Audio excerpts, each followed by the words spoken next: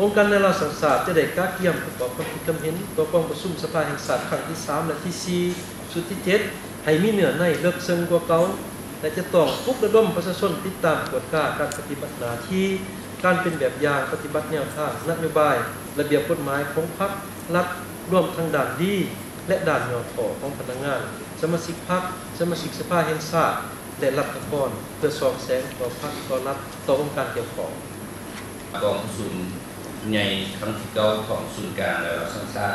ได้แข่งขึ้นมากระเทือนเป็นเวลา1 ปีในช่วงระยะ1 ปีนี้ประเทศชาติของเราก็มีหลายเหตุการณ์ที่สร้างสรรค์เกิดขึ้นว่าเฉพาะองค์การในระดับสังสารของเราก็มีหลายปัจจัยใหม่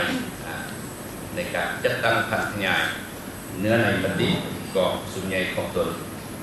ก็คือในการจัดตั้งพันธยายผลสำเร็จกองสุนใหญ่ครั้งที่9ของพรรคถ้าเจ้าเห็นดีเห็นพร้อมบรรดา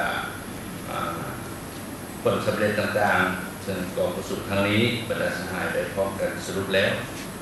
เดี๋ยวถือโอกาสนี้ก็ขอยกขึ้นตื่นประธานจัดการติดตามการแก้สิทธิแท้ของเราเลยละศูนย์การในเราสังสาร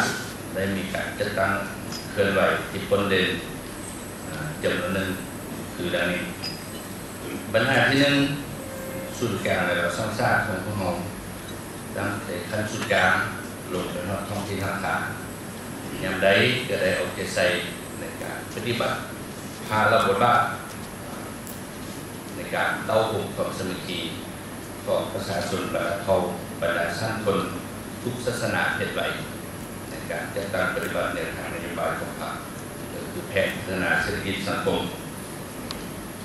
อันประเด็นก็เป็นการศึกษาของร้านการเมืองในที่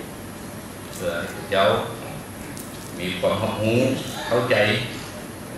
ยกสูงได้จิตใจหักษาจิตใจตื่นตัวเป็นเจ้าของประเทศชาติประกอบส่วนยังตั้งหน้าเข้าในแนวทางนโยบาย